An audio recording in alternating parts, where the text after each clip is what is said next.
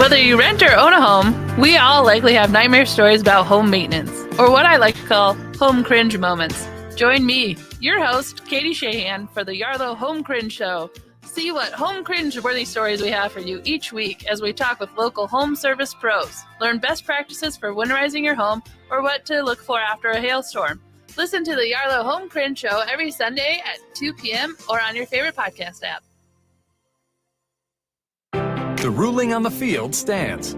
You can register as an organ donor regardless of your age or health. Even people with conditions like diabetes, high blood pressure, hepatitis, or cancer can donate. And age is not a factor. The oldest organ donor ever was 95. Don't fumble your chance to save lives. Get the facts and register as an organ donor today at life-source.org. That's life-source.org. Sponsored by LifeSource, this station, and the Minnesota Broadcasters Association. Hey, Cudahy to all my friends and relatives in four directions. This is Robert Pilot of Native Roots Radio presents I'm Awake. I'm here to ask you for your support. Finding honest Native-centered news is not easy, but with your support, we're able to provide accurate information about Standing Rock, Line 3, treaty violations, and COVID-19 in our Native communities. Please visit Native Roots Radio Network on Patreon and donate if you can. That's Native Roots Radio Network on Patreon. Pinigigi, and thank you for your support. Hi, I'm Mary T. of the Mary T. family of companies. Our new Camellia Rose Assisted Living and Memory Care is a bold reimagining of what assisted living can be. Our emphasis is on creative meals, outdoor walking paths, and a spectrum of restorative therapies and activities. We are founded on a history of care. We are dedicated to enriching lives. Learn more about Camellia Rose Assisted Living and Memory Care by visiting marytinc.com. Minnesota's program for news, information, and perspective at the intersection of mobility and technology. It's the Tech Mobility Show. I'm Ken Chester, your host. I cover evolving mobility and technology trends and topics in a way that's easy to understand. Things are changing fast, and it's easy to get lost in the flow. By tuning into the Tech Mobility Show, you can stay informed about the latest happenings with electric vehicles, personal privacy issues, climate change, and more. That's the Tech Mobility Show every Saturday from 9 to 10 p.m. on AM 950, the progressive voice of Minnesota. With a look at your AM 950 weather, I'm Patrick Lilia. Sunshine today with a high of 56, then tonight clear skies with a low of 41. Cafe Latte is unlike any restaurant you've ever experienced. Grab a tray and pick from their award-winning selections of soups, salads, sandwiches, and mouth-watering desserts. Cafe Latte, Victoria Street and Grand Avenue in St. Paul, or cafelatte.com. Portions of Native Roots Radio may be pre-recorded. It's a good day to be indigenous. Get up, stand up. They are going to become more brutal. Couldn't cut, hit me cut again. Because all the hippies were trying to be Indians anyway.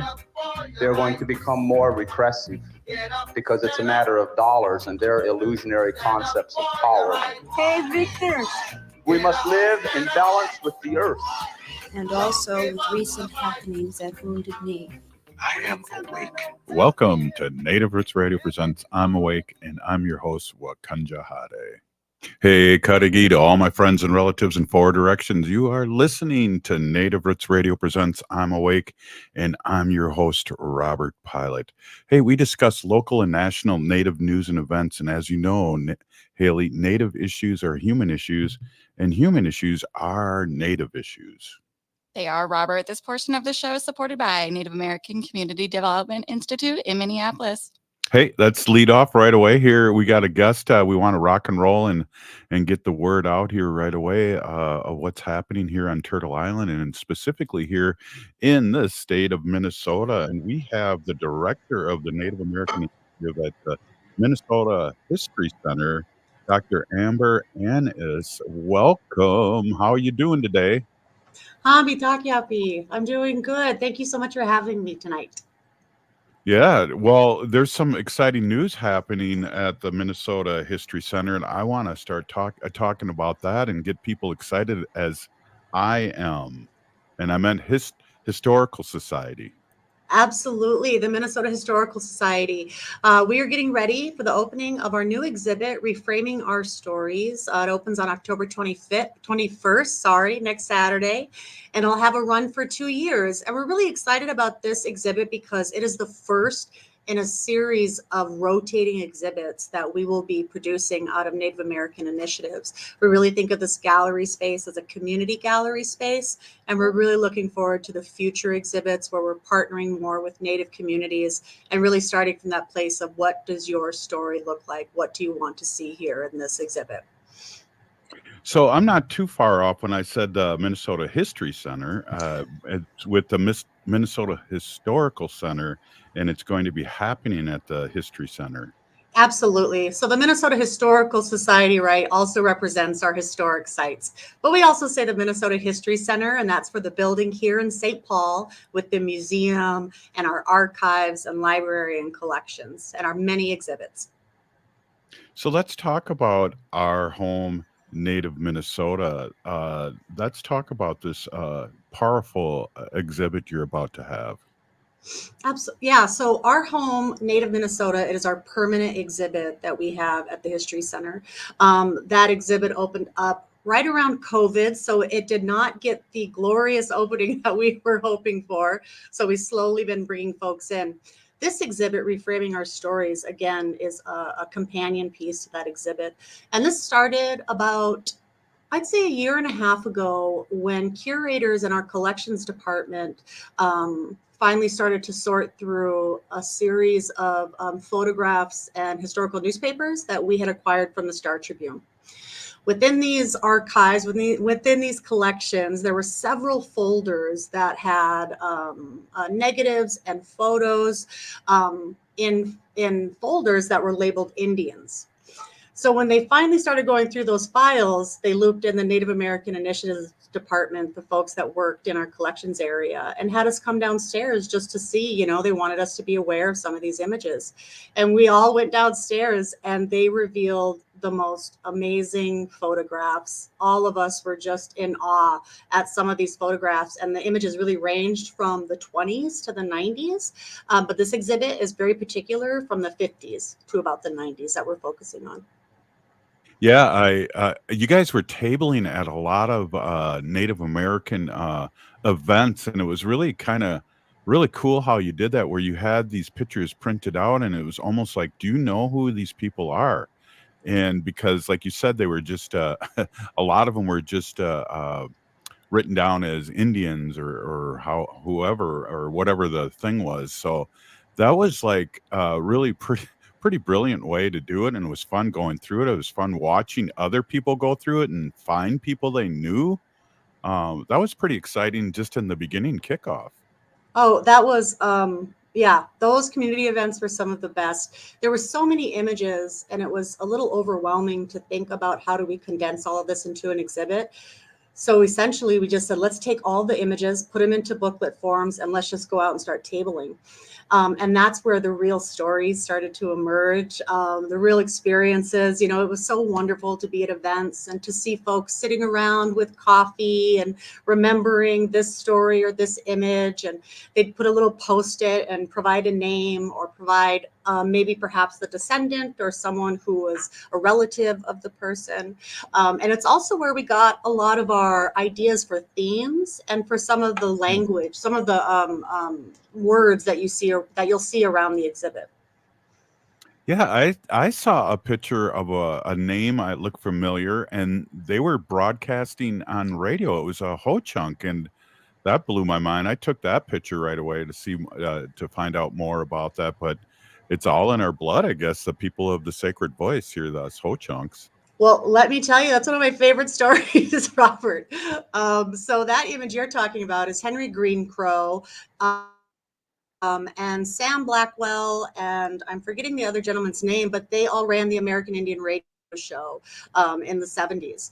And so in this process of outreach, we met Bonnie Claremont, who used to be Bonnie Green Crow.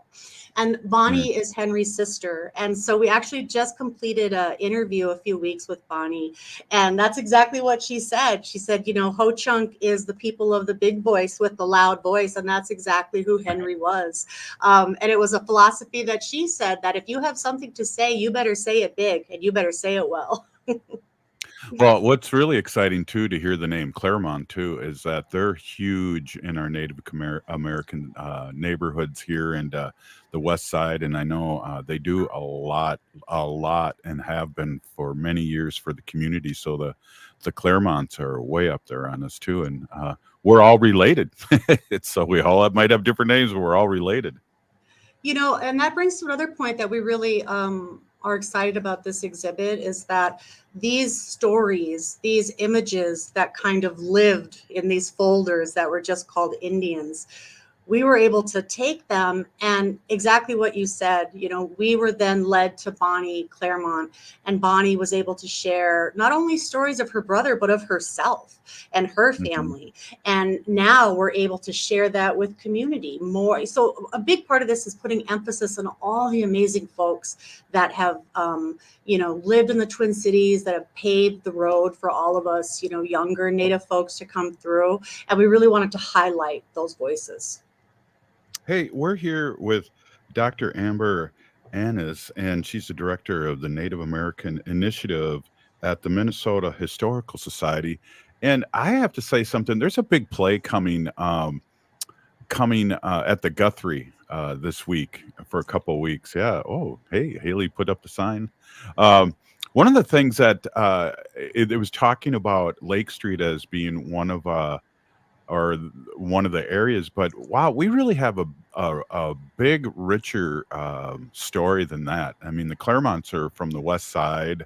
The Native Americans here in St. Paul were big time in Frogtown, and people forget that as time goes on. But geez, we had some strong communities here in St. Paul, along with Minneapolis. We are that another part of this exhibit is thinking about the story that you just told and the expansiveness of the histories and the stories here. We also have this call to community input, community input for us. Let's make sure that, when you're in this space and perhaps the story of the Claremonts or the Green Crows might, it makes you think of another story, and you want to make sure that we know that. So we're also providing a space for people can come in and provide more information. And we're really thinking about this as community collaborative. And also the exhibit is not permanent or fixed. So we're looking forward to stories that come in that we can add to the exhibit as it's on its 2-year run. That's exciting. Hey, let's talk a little more. We got to take a quick break, but I think it's really exciting that it's a really organic kind of thing, because people, you hear stories. I keep on hearing stories about my family that I didn't know, and I'm 62 years old, so it's exciting. And this is the place to be, the Minnesota Historical Society, to have things like that forever, for all of us to go back and look at our family. We'll be right back. Hey, this is Native Roots Radio presents I'm Awake. Unwanted sexting or photos, inappropriate jokes, even tickling or wrestling can feel like a violation. Catcalling, cornering, or groping, getting them drunk or high for sex, recording sexual acts without permission, hurting someone because of their sexual orientation, raping a family member, a child, a date, a friend, a stranger, purchasing a human being for sex. You make the choice every single time. Sexual violence is many things. Make a choice. Do not do it. Sponsored by the Minnesota Indian Women's Sexual Assault Coalition. Be a vaccinative. As the fall season continues, new COVID-19 variants threaten the health of not just you, but our elders as well. These new variants might even evade previous vaccines. That's why it's important to stay up to date. The newly authorized vaccines target current variants effectively and are FDA approved for ages 6 months and older. But there is an important note. These are the first COVID vaccines to be commercialized, which means there may be costs associated with them. Speak with your health insurer about your coverage before scheduling an appointment to avoid a surprise bill. For those without health insurance, help is available. Ask your health clinic about options or visit vaccines.gov for free locations. Getting vaccinated protects you from severe disease. Don't put yourself or elders at risk. So be a vaccinative and protect our community. You can visit vaccines.gov for free vaccine locations. This message is brought to you in partnership with the Minnesota Department of Health. Getting bus and train information in your language just got easier. Customers who call Metro Transit at 612-373-3333 are able to select language options at the start of the call. Access Next Trip, their automated real-time schedule information tool, and other Metro Transit assistance by calling 612-373-3333. For more information about other transit informational tools, visit metrotransit.org/tools. You're listening to Native Roots Radio. This is Spirit from Reservation Dogs. Get up and listen.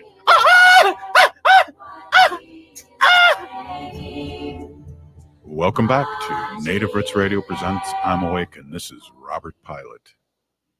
This portion of the show is supported by the Guthrie Theater. Speaking of the Guthrie Theater, we have 2 tickets to give out for their new program For the People. This showing, the tickets will be for the Thursday, October 19th showing at 7:30 p.m. Again, this is For the People at the Guthrie Theater. Call right now to win those pair of tickets. Robert, do we have that number? Hey, I got it memorized. 952-946-6205. That's 952-946-6205. Are you taking the first caller?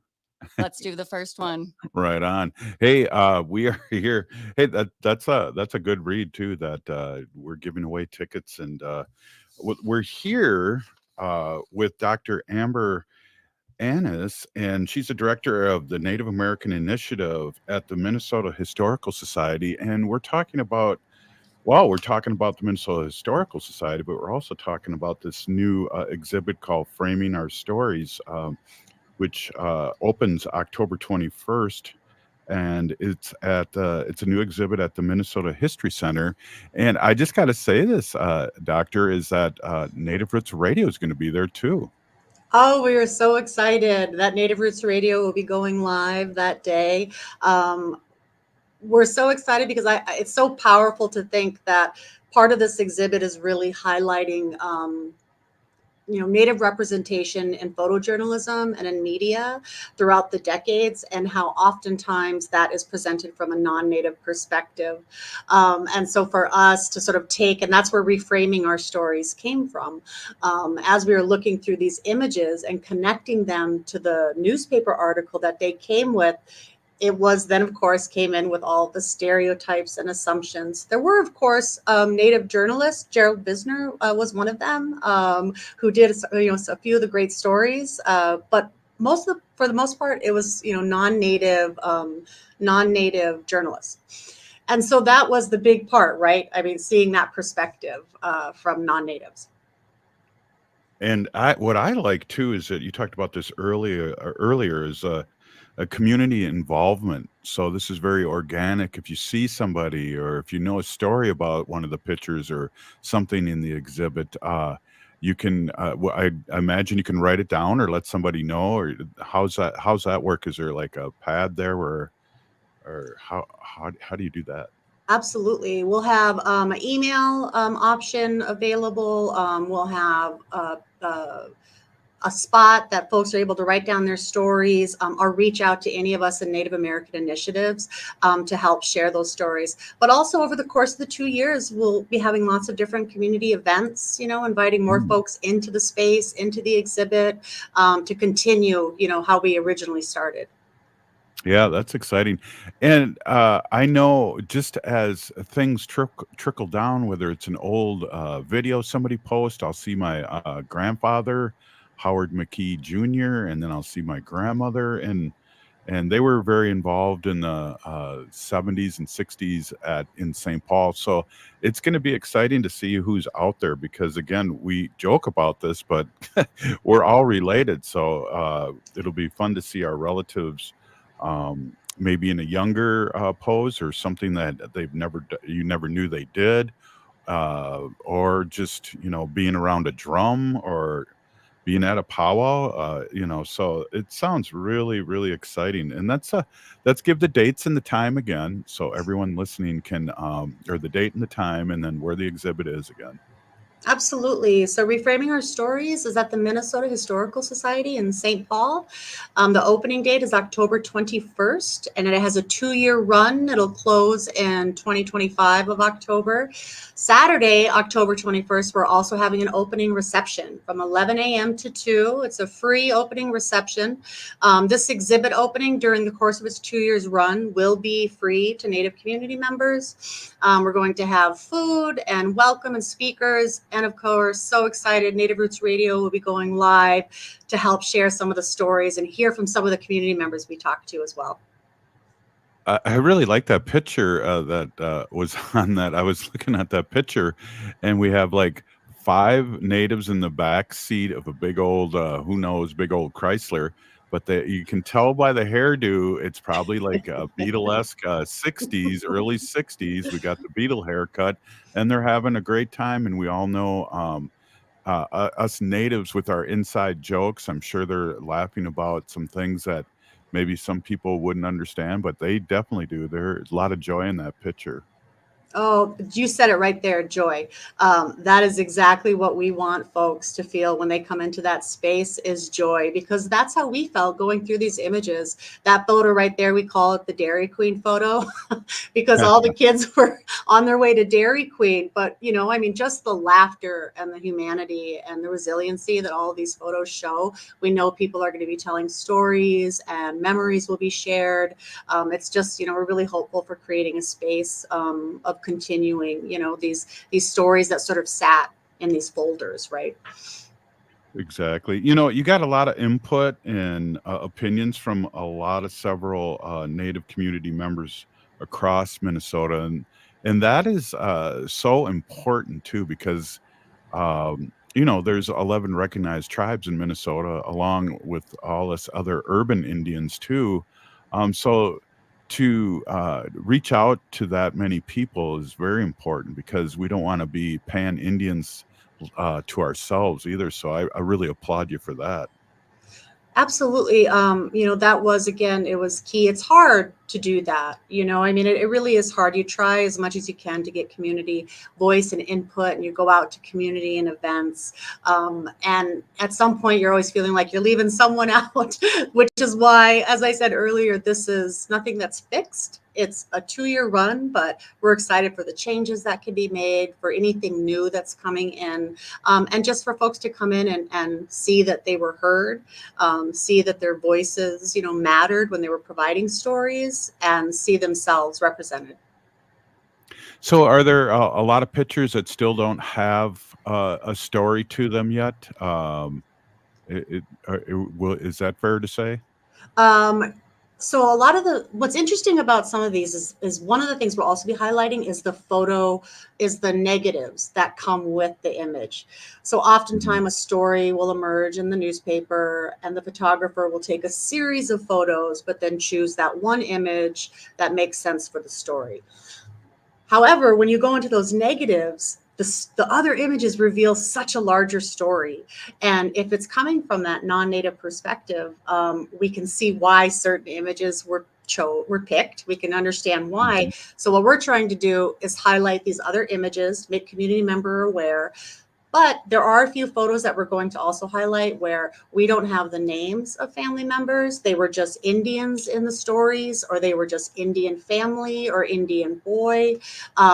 And a lot of the times too, as we're seeing, there's no names of women. It was just Mr. And then, her name was her husband's name.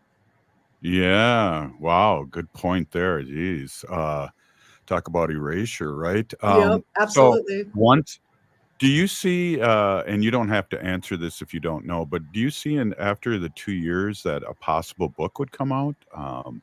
Because that would be really amazing to have a picture book. And I know with Ho Chunk, we have a book of all these pictures, and I see my great-great-grandfather in there. And because there was a photographer in Wisconsin Dells that took taking pictures of Indians, and so they had pictures of Native Americans from the 30s to the 50s. And so they published a book about 10, 15 years ago but we were able to see our relatives and point them out.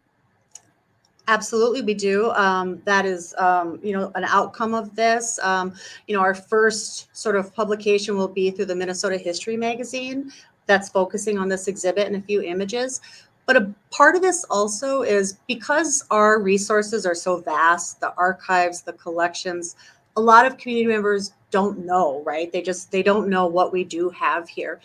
We're hoping that this exhibit sparks a lot of interest and research for community members to come in and see what we have and want to dig a little further. And perhaps that does lead to a book, which is what our goal is.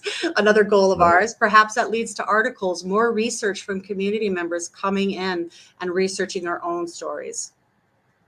Yeah, this is very cool. And I think one of the important things too is sometimes the Minnesota Historical Society has a bad taste with our relatives, but to have a red carpet, so to speak, a welcoming, and someone to come talk to, like yourself and your staff, we can knock some walls down and really celebrate the things that you do have and are preserving for our community.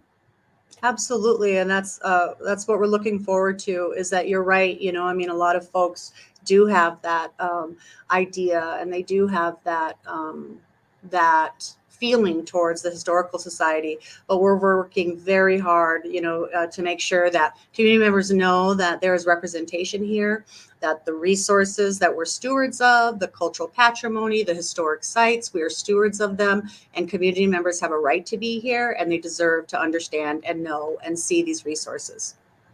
Absolutely. Hey, Doctor, one more time, the date and the time, if you don't mind. Sure. Opening Reframing Our Stories, October 21st at the Minnesota Historical Society. We'll be having an opening reception from 11 to 2. Thank you so much. We'll see you there. And thank you for your time and all you're doing really for the community. It's we lose our history in a lot of ways, and this is a way to regain who we are and where we come from and who we're related to too. So I'm excited to come down and see all this. Absolutely. Palami, I appreciate you all. Right on. Hey, listening, Native Roots Radio presents I'm Awake. And who's up next, Haley? Aandeg from Metro State University is going to come talk about his Ojibwe language class. Right on. Hey, we'll be right back after this short break, and we do have a winner, and we'll be announcing that. Native Roots Radio. Oh. Stay with us. Bonjour, hello. My name is Wabin. I am an enrolled member of the White Earth Nation, descendant of the Navajo Nation, and co-chair of the Indigenous Employee Resource Group with the Minnesota Department of Transportation. MnDOT is hiring for a variety of positions from road maintenance to accounting and more. We offer great benefits. For more information or to set up a one-on-one resume and application assistance, visit mn.gov/careers, or you can text or call 612-257-2388. 612-257-2388. Join Twin Cities Quorum as they celebrate their 30th annual National Coming Out Day Luncheon. This inspirational and transformational event gives voice to the power of living openly, honestly, and with authenticity at work, in our families, and in our faith, and across our lives. The realities of living an authentic life are deeper than just being out. We all have many layers of identity, and we must work together to create a world where people can bring their whole self to everything they do. The National Coming Out Day Luncheon serves as a celebration of who we are individually and together. Reserve your tickets today for Friday, October 13th. This year's National Coming Out Day Luncheon will be at the Minneapolis Convention Center in Minneapolis. The Marketplace Expo opens at 10 a.m., and the luncheon will begin at 11:45. Tickets are available to members for $60 or non-members for $75. Learn more and purchase your tickets at TwinCitiesQuorum.com on the events page. That's Twin Cities, QUORUM.com. In recognition of Domestic Violence Awareness Month, this message is brought to you by Strong Hearts Native Helpline, a culturally appropriate domestic and sexual violence helpline for Native American and Alaska Natives. Advocates provide free support and advocacy 24/7. Call or text 1-844-762-8483. That's 1-844-7-NATIVE, or chat online at strongheartshelpline.org. Safe, anonymous, confidential, 24/7. At Metro State University, change the world your way. Students learn from expert instructors in high-demand degree programs including healthcare, technology, cybersecurity, teaching, and business. As one of the most diverse universities in Minnesota, Metro State is a learning community dedicated to equity, inclusion, and anti-racism. Explore 60-plus high-quality bachelor's degree programs at Metro State University's open house events in person October 17th and online October 19th. Sign up at metrostate.edu/open house. Know your power. Metro State University. In this critical time for Indian country, voting is crucial to protecting the land, water, and communities. Voting creates collective power in securing our planet's future amid climate chaos. Engage in personal conversations with loved ones to ensure they are making informed voting choices. Register to vote. And don't forget that 16 and 17-year-olds can pre-register to vote in Minnesota. NACD is asking us to stand together and make voting a tradition.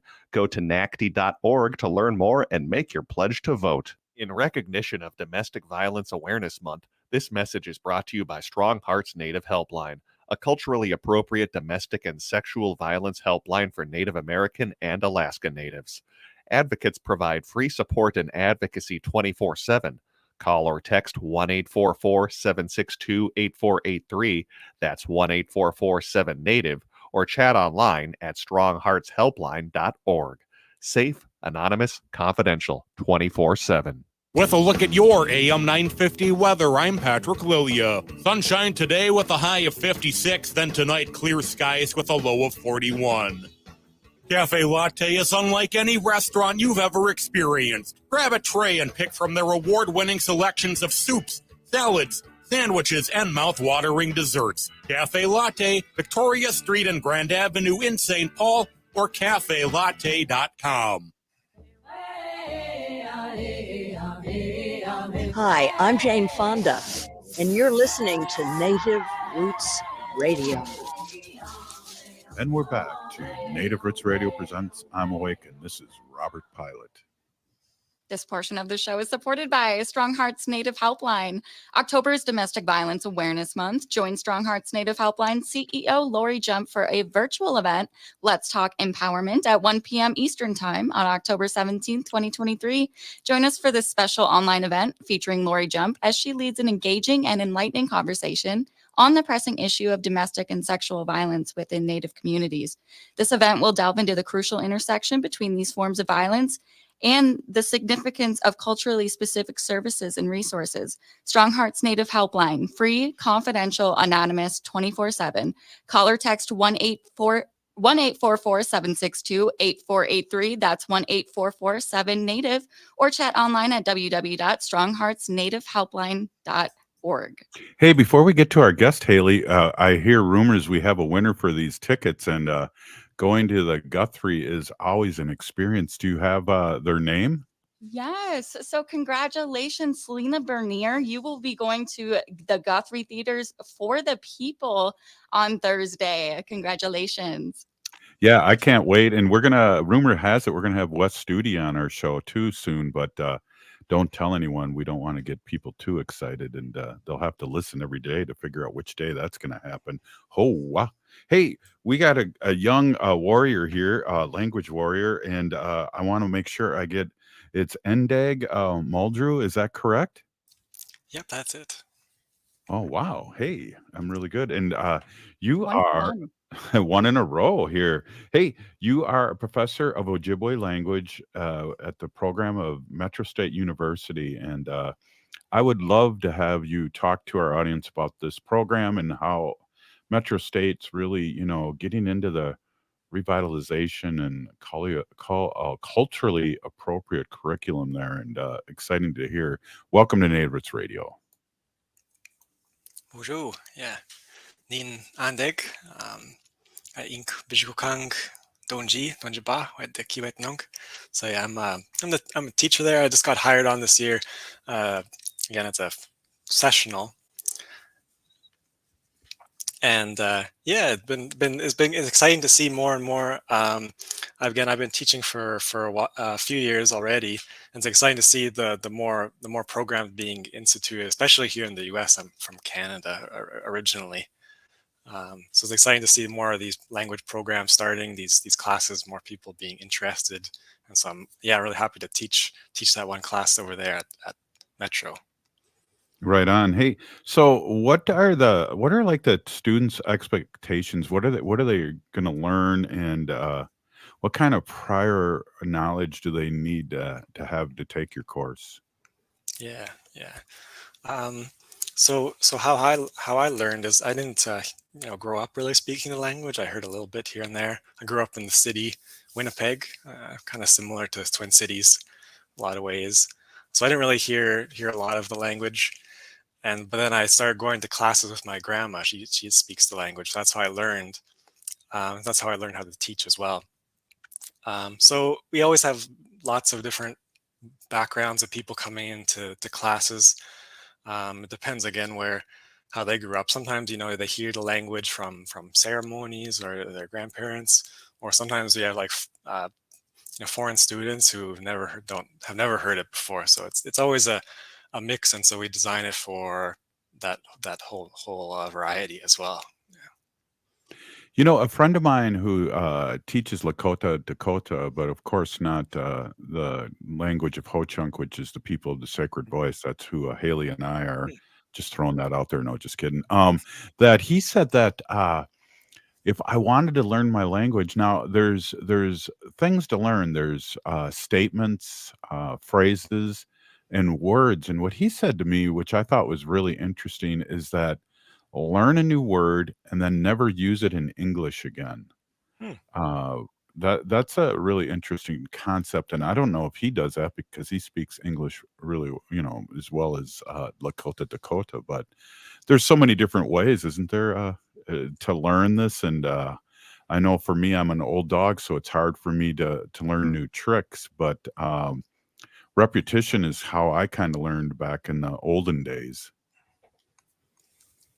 Yeah, there's lots that goes into learning a language, and that's kind of a big part of an intro classes is learning those skills, like learning how to fish, and so then you can go on your own journey or with other people to learn on your own or in different ways. So I feel like my English has gotten worse. So that maybe there's some truth in that. I feel like I forget a lot of English words now, but I think that's a good That's thing. really cool.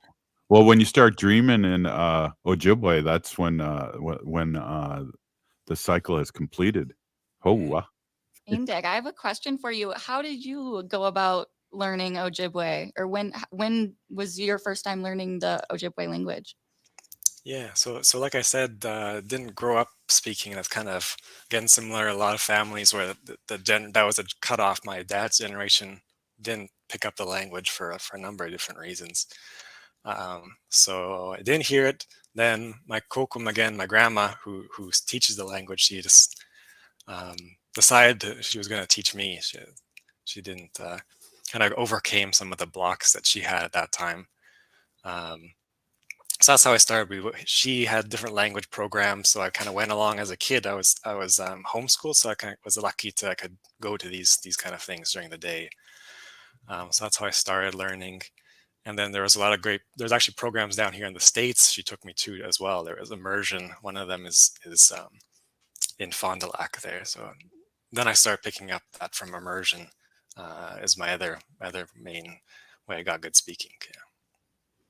well, we know a good question, Haley, and we know that there's a big reason why we need to have language revitalization, and I would like you to hit on those points. I know for us, COVID hit Ho-Chunks really hard, and I think we're down to 70 intimate It's 30. 30? 30 30 intimate speakers. in Ho Chunk, yes.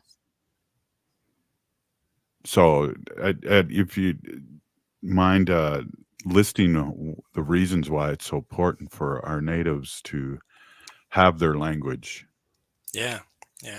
Like you said, it's the language that the old people spoke, and that all that knowledge and stories and all that stuff is bound up in the language. And a lot of the things that again that happened since with colonization is tried to cut those things off. Those one of the things they tried to take away, right? So that's how I think about it, is where those are the important things we want to bring back and to preserve. And so it's sad to see, when people pass away, those are the teachers. So there's a lot of value in learning the language and all the things that come along with it. And I also see it as like a healing process. Like, again, that's why my dad didn't learn. The people of that generation, my grandma's generation, they didn't value the language, right? They thought it was better to forget that, or so and that goes along with identity and all these other things that are part of language. So I see it as a healing thing to learn your language, to speak the language with people, because it's not just knowledge, it's using it with people, your family. Right. Yeah, there's certain sounds that trigger our DNA, whether it's a drum or the words or the sky, or an animal or an eagle or many things. I want to like ask you real quick about if people out there want to enroll in these courses, how do they learn more? Who do they how do I take a class? Yeah. Well, the people at Metro State were saying to check out. There's some open houses going on this week. So if you look at their website, there's open houses. So hopefully this program at Metro State again continues with more classes and builds up to something more. There's other programs in Minnesota here and Wisconsin also with language. And I know there's also different those are in university, I should say, tribal colleges as well. And there should also be other community groups that also have classes. That's been the upside of COVID and Zoom and everything, is there's been more of that, but there's also lots of in-person programs too. So with Metro State, if I took your class, would that count towards my bachelor's degree? I'm sure it is. I'm not, again, I'm new hire, so I'm not totally sure on everything, but every time I've taught Anishinaabe language and other Ojibwe language in other places, it has been, so I'm sure it is. Well, I know too, by being a former high school teacher in a native segment, a big native segment of our population went to that school, that not only if you are working on being proficient with the language, you can teach the language in school, up to a certain point. So that's always good to have on your college transcripts, I believe, so you can move forward and get a signature for somebody that you can teach, at least beginning Ojibwe or Dakota or Ho-Chunk or something in the school. So I think it's pretty valuable. Definitely, yeah. And then there's lots of exciting things going on with immersion schools and different programs here. Like Wadokadading is the older one that's been around for a while now. But yeah, that's the biggest bottleneck, is finding teachers for these programs here in the States and Canada as well. Like any teaching experience or language experience you get is really sought after right now. Yeah. Well, I'm really excited. I think there's a big renaissance here for our young ones, our Gen Zs, that are really getting back to culture after at least a couple generations of losing our culture and our language. So we should continue this conversation about Ojibwe language at Metro State University here in St. Paul. Let's talk a little bit more, and we're here with Aandeg Muldrew, and we're going to be right back after this short break. Stay with us.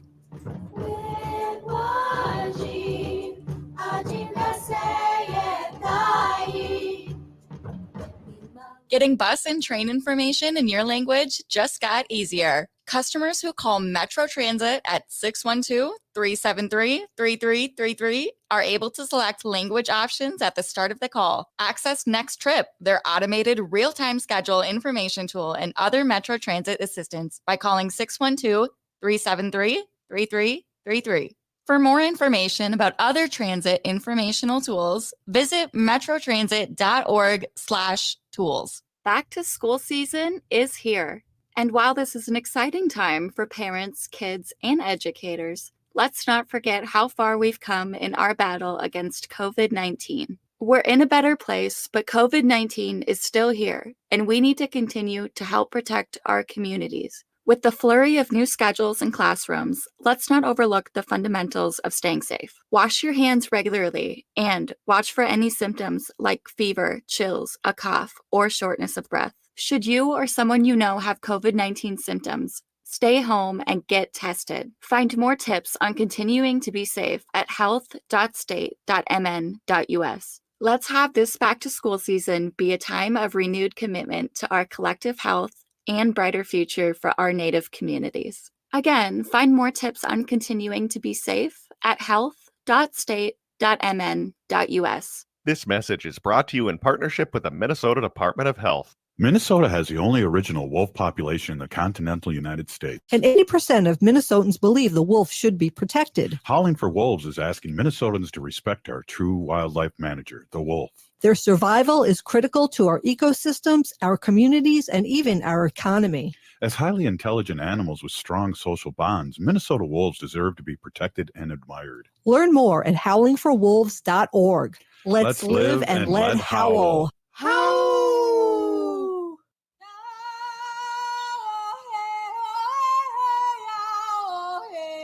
This is Leonard Peltier. I am in Coleman 1 U.S. Penitentiary, and I'm listening to Native Roots Radio. And we're back to Native Roots Radio presents I'm Awake, and this is Robert Pilot.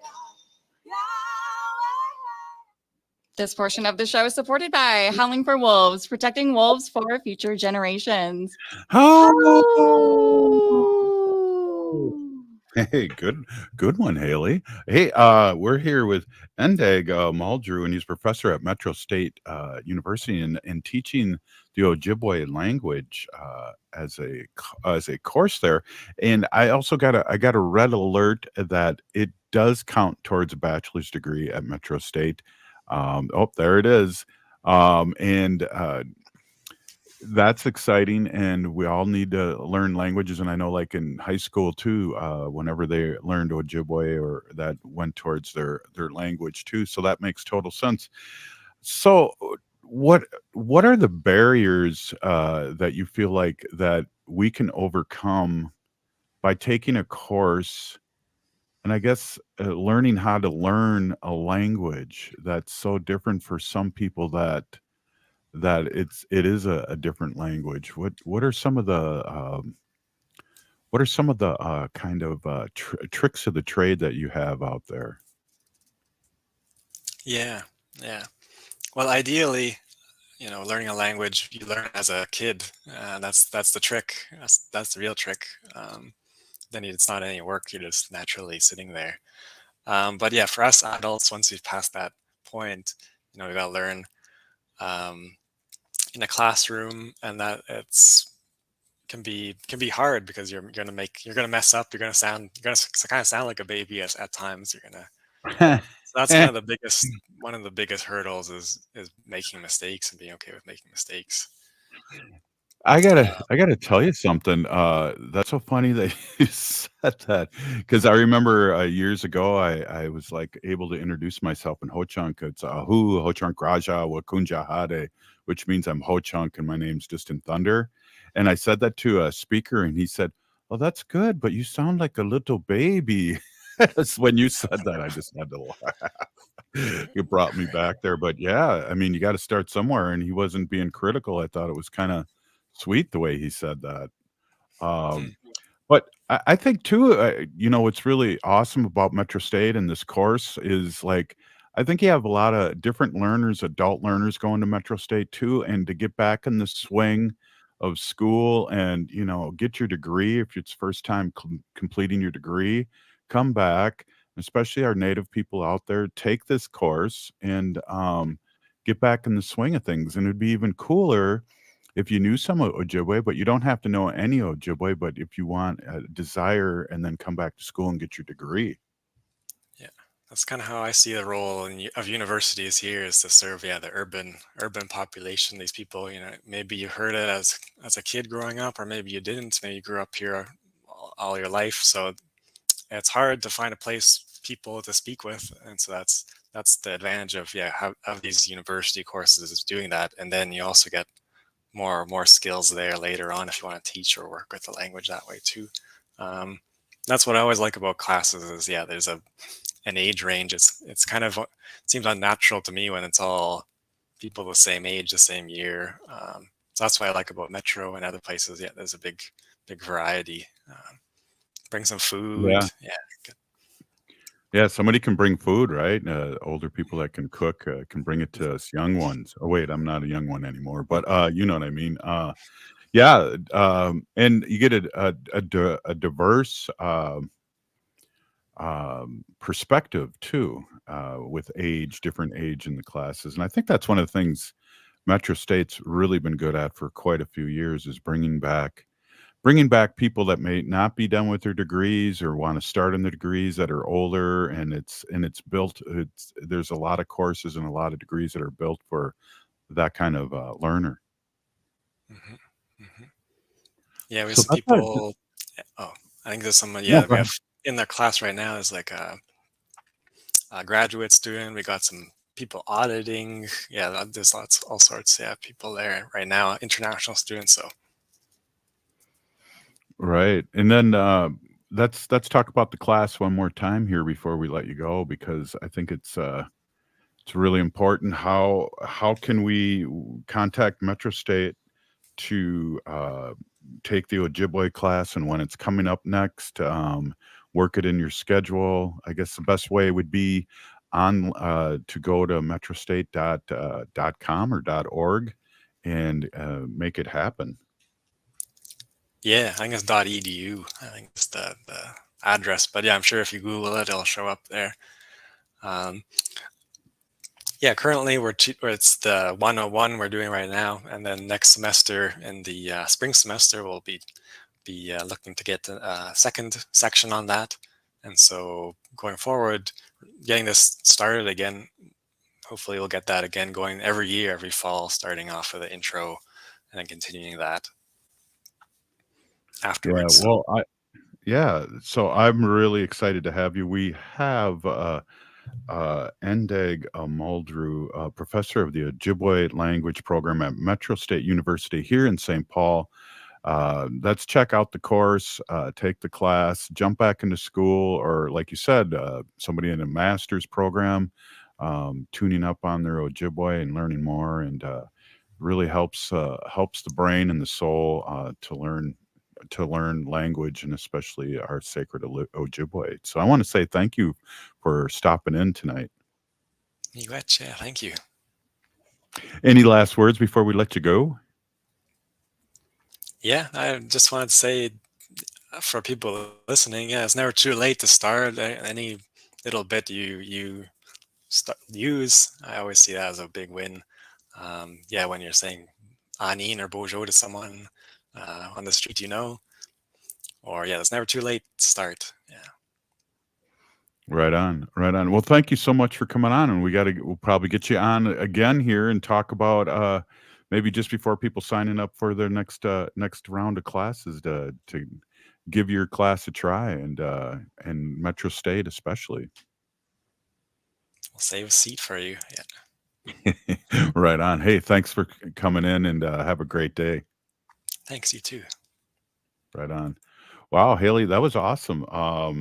Again, cool. Revitalizing the language, Metro State here in St. Paul, Ojibwe class with this young professor, and many ways to learn. And I think a lot of people, I know I went back to school, and I went back to the U, and I was older, and it was really fun having different age groups in there. And Metro State's really, really known for that, and the degrees. So it was really good to have this young language warrior on and talk about that, and right in our backyard here. Exactly. Yeah. And when we talk about going back to school, and like you said, is this a requirement for, maybe a degree or something? I know a lot of places like the U of M require a second language requirement, Mhm. which is something I really, really struggled with myself when I was at school.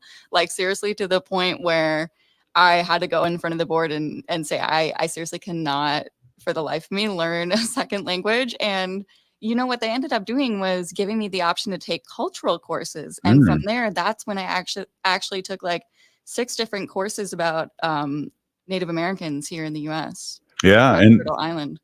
right on. And yeah, so we do know language is really important, and we are no longer a tribe if we have no speakers, and that's the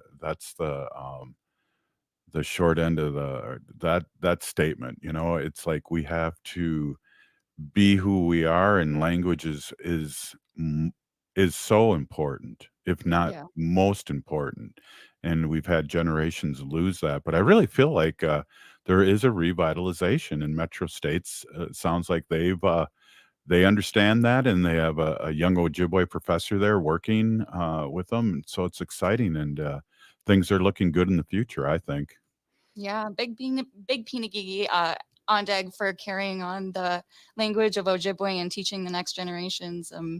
Yeah, big Pinagigi to everyone who's revitalizing language. Yeah, and to those who are learning their language and their ways and coming back to their people, that's huge. And don't ever let anyone discourage you. Come back. We're all here. It's the circle, and the medicine wheel, and we talk about that a lot. Hey, if you're listening to the show, you're part of the resistance from Chief Plenty Coops. The ground in which we stand on is sacred ground. It is the blood of our ancestors.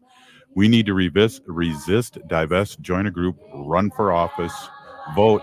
We're still here. We are the 7th generation. Free Leonard Peltier. Now. Turn to Auto Technical with your vehicle donation.